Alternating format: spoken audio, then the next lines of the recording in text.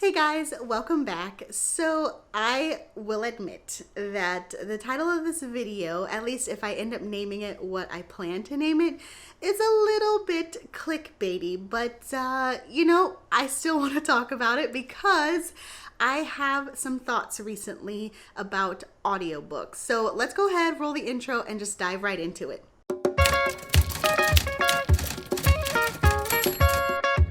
Okay, so fully admit I was being a little bit dramatic with the title. I am not breaking up with audiobooks permanently.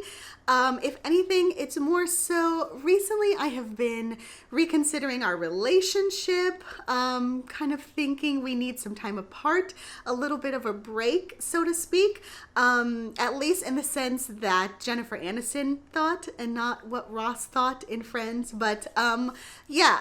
Basically, I have been having some mixed feelings about audiobooks recently. And before we dive into that, let me just put a big fat disclaimer that I do think that audiobooks count as reading. If you listen to an audiobook, you are reading an audiobook just with your ears. So I'm not here to debate semantics, anything like that. And if you have comments about that, don't leave them. That's not what this video is about. This video is really just me trying to work through my current relationship with audiobooks as of late. Now, I'm hoping that by me getting it out there, I will get over it and just magically be able to dive back into them. But if I'm being honest, I have been kind of struggling with audiobooks as of late, which it really breaks my heart because just kind of where I'm at with my life, I should be able to get a lot of reading done because of audiobooks, thanks to my commute, time that I am spending at work where I'm able to do tasks that I am able to kind of listen to an audiobook without being too distracted from work. And so it's been a perfect way for me to get some reading done in, as we all know with audiobooks, kind of fitting them into the pocket of your time. However, when it comes to me, I find that I am very particular about how I take my audiobooks, how I choose them, all of that kind of stuff. And it hasn't been a problem recently. Well, it hasn't been a problem until recently. And what I mean by that is I have just, every time I've started listening to an audiobook, I have not been able to keep interested long enough to finish it. And it's really unfortunate.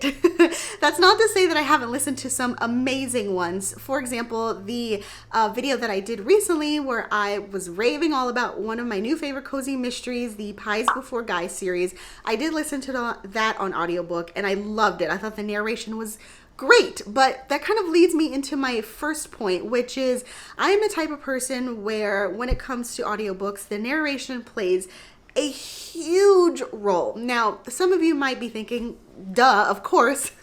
That's the whole point, getting these talented narrators to listen or to narrate audiobooks. However, I will say there are a lot of people out there who don't actually care about the narrator or who aren't affected by them or swayed by them as much.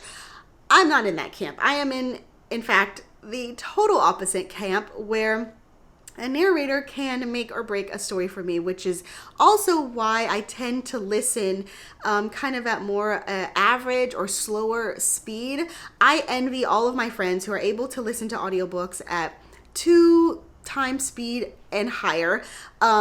I do find that it's harder to hear the actual narrator's intended voice, and because that matters to me, I won't allow myself to go quicker than 1.5, which if an audiobook is dragging or if it seems like it's going slower than my personal reading speed, if I were to be reading it physically with my eyeballs, I start to lose interest. And yet I can't speed it up any faster because then I lose the narration quality, and I need that narration quality in order to listen to the book. So I'm in like this horribly weird kind of seesaw, roller coaster, whatever kind of circus metaphor you want to give, and it frustrates me to no end. So as you can tell already from my ramblings, there's no point to this video. It's more of a discussion, and honestly, I'm looking to you guys for help because if you have any suggestions on how to stay interested or consume audiobooks, drop those below. If you also have any recommendations on audiobooks that are really, really, really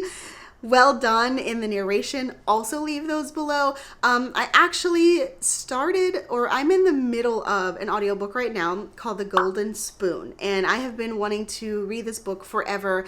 It's kind of like it's dubbed a cozy mystery. It's not, but it is a lighthearted kind of whodunit locked room style mystery set against a kind of Great British Bake Off style backdrop, which I'm like, ooh, mystery plus Great British Bake Off, sign me up.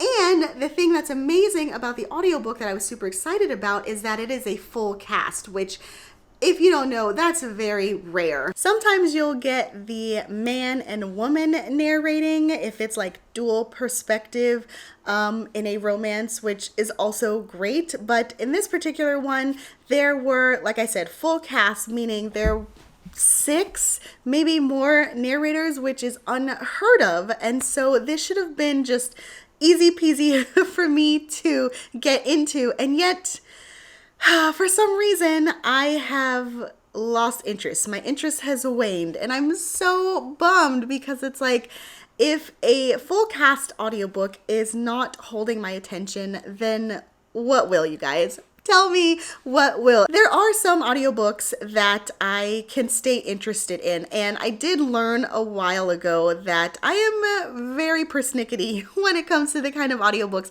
that I want to listen to, which has its pros and its cons. And I will say the kind of genres that I read, let's go through them, because I don't necessarily read everything, but the ones that I flock to the most tend to be romance, thrillers, crime fiction, procedural type things, and obviously mysteries and cozy mysteries. So romance, I learned a long time ago that for the most part, I need to steer clear of audiobooks that are romances, because what ends up happening is that I find the open or closed doored scenes to be really cringy, or maybe like the romantic banter or the flirty banter that the characters end up having. What I will read and think is cute, again, ends up being off-putting and cringy to me when I'm listening to it. And I know 100% it ends up swaying my thoughts on the book. So long time ago, like I said, I learned to steer clear of those if I wanted to read a romance that I was interested in. When it comes to cozies, those are the ones that tend to be hit or miss, which again, such a disappointment, because there are so many cozies that I want to read, and I know because of kind of how short they are, I could get through a lot of them if I were to listen to them on audiobook.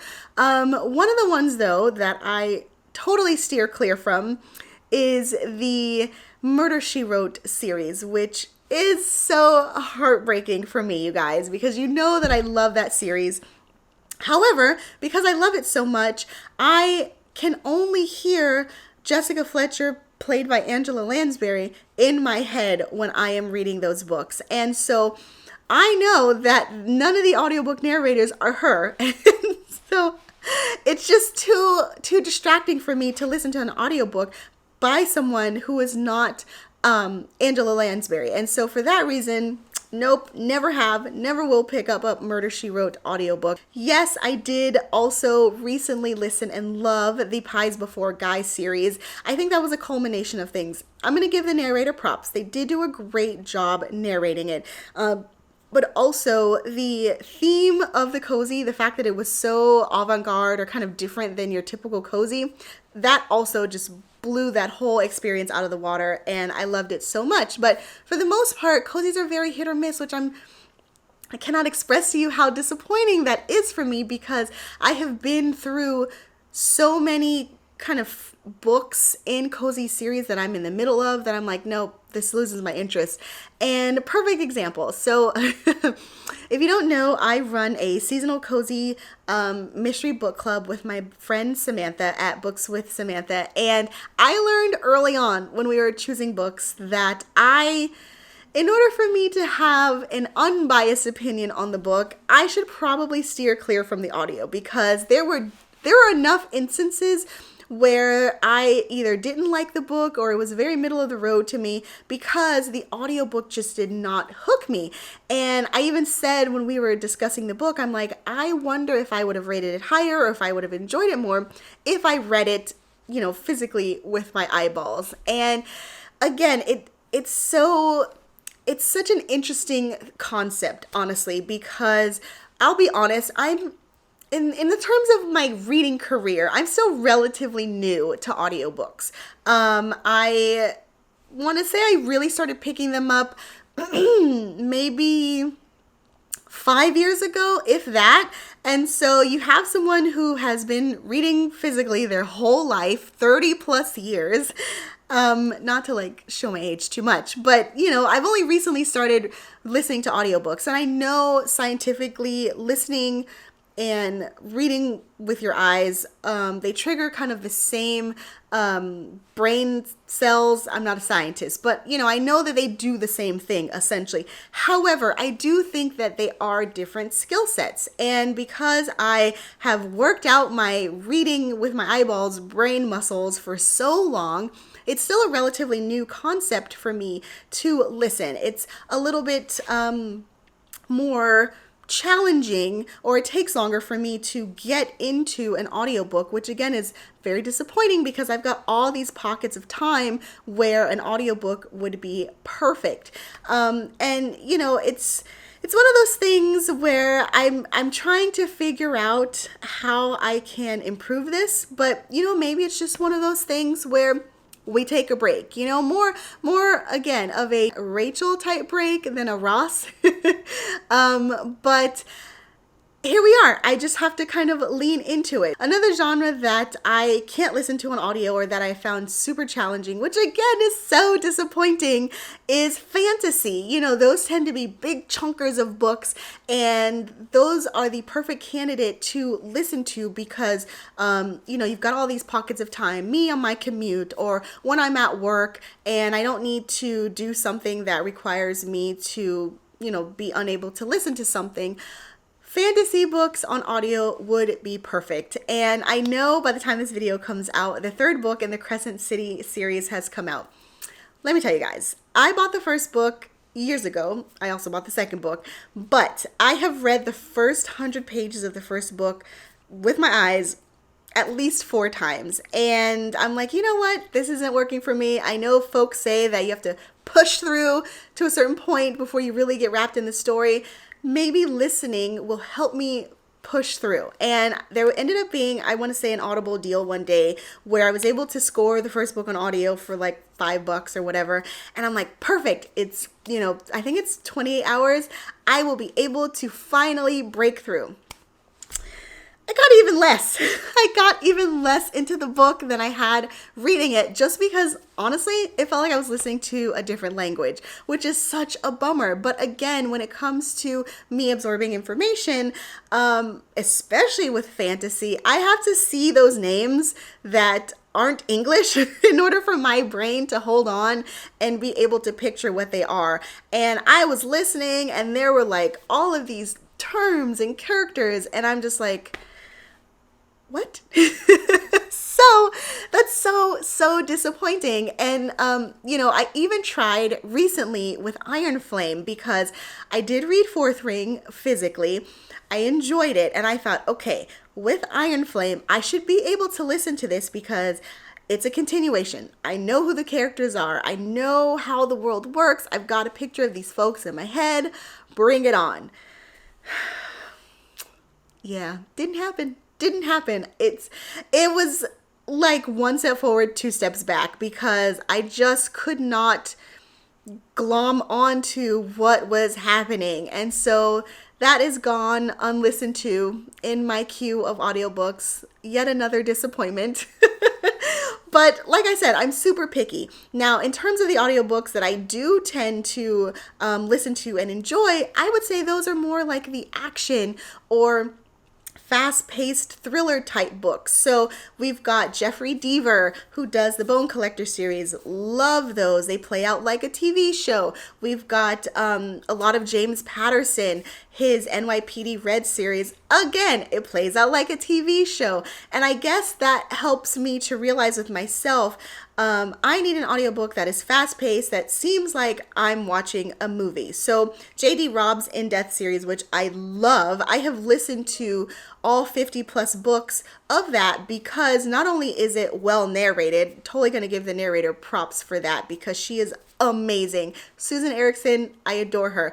But also the action and just the way that the plot progresses, it is like you're watching a movie, which I adore. It's easy for my brain to pick up on that. It's almost like if I were to say, be doing stuff around the house and having a movie on, but not actually seeing it, the way that things are described and how quickly things are moving, I'm keeping up even though I'm not looking at the TV. I'm just listening to the plot points and the dialogue and stuff like that. So, I know that I've got it in me to listen to certain audiobooks, but it's just so disappointing that I'm not able to just pick up an audiobook for whatever book that's on my TBR that I'm super interested in. And so I have to be very cautious with when I pick up an audiobook because instead of just, going to my TBR and being like, ooh, this book sounds good, let's find it on audio, I kind of do the reverse where I will look for an audiobook first and, listen to a sample, think like, okay, the narration kind of starts out good, or like the plot seems like it's going to be fast moving. Let me add this to my TBR and start listening and go from there. I know, guys, I'm a mess. One of the things that I have noticed that I'm kind of speculating on, and I know I kind of touched on this earlier, is I think it's also a matter of me reading physically just quicker than I can listen to an audiobook because I'm not one of those folks who listens on like 2-3 times speed. I know that I can read faster if I've got a physical copy than I can listening. Perfect example. So, this past weekend, I think on Friday, I ended up picking up a book on KU, reading the sample, thinking, oh, this sounds good. It captured me and I just devoured it.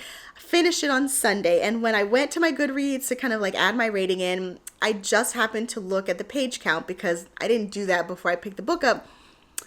It was nearly 600 pages. And obviously, it only took me a couple of days to read that book. And I'm not talking like 24-hour readathons. I was momming, I was doing stuff around the house. So really, I want to say it took me 7, not even 7 hours, between 5 and 6 hours to really like dedicate to reading this book. But let's look at that in terms of audiobooks. An audiobook that is the equivalent of 500, 600, 700 pages, we're looking at 20 plus hours. Obviously, it did not take me that long to read it. And so that's why I'm like, I know I read physically faster and I know I have it in me, but for some reason, when it comes to audiobooks, they just don't hook me enough and I don't get through them quick enough. And it bums me out, guys. And I know this will pass. I just have to kind of accept that and, switch over. Well, I kind of already have, but listen and dedicate my time to listening to podcasts and stuff like that, which, shameless plug, I will say if you haven't already listened or subscribed, I urge you to check your favorite podcast dealer for our Curl Up and Clue In Cozy Mystery podcast that I have recently started with my friend Courtney over at Courtagonist. If you need a podcast because you can't get into your audiobooks, join me, right? Listen to that one. But in all seriousness, I have just really leaned heavily on my podcast, and I guess I will be continuing to do so in the near future because me and audiobooks right now, it's not a thing. And I know, again, the title of this was dramatic, but I'm going to say it now. I'm just going to take a break from audiobooks and maybe, distancing myself, I will be able to organically stumble across a book that hooks my interest, or maybe something will click in my brain that allows me to listen to books that I'm actually interested in. But, in the meantime, I'm really just setting myself up for failure if I continue to push and just hope for the best because it's not really worked out for me in the past. You know, there are, again, plenty of audiobooks that I have listened to that I have loved, but I would say that there have been more that I have DNF'd or not enjoyed, probably because it was an audiobook. And it's such a shame because I know myself, and I'm not going to go back and, you know, read those books just to see if the experience is different. But, you know, it is what it is. All we can do is learn and push forward. So I don't really know where I was going with this conversation. Again, it was a little rambly. It was a lot rambling, but it was me getting off my chest, discussing with you how I feel about audiobooks. And I know that there are plenty of videos out there kind of like giving tips on how to listen to audiobooks or like their favorite audiobooks. But you guys know me. You know, we're tight, right? So you know the kind of books that I like, you know kind of where my headspace is at. If you have any suggestions, feel free to share them with me. But even if you don't, even if you just want to, you know, just chat it up with me about how you feel the same way, lament with me, I'm down. We can cry about it together in the comments. Anyway, that will do it for today's video. If you did enjoy this video, feel free to give it a thumbs up and subscribe. In the meantime, I will catch you guys in the next one. Happy reading, and I'll talk to you guys later. Bye!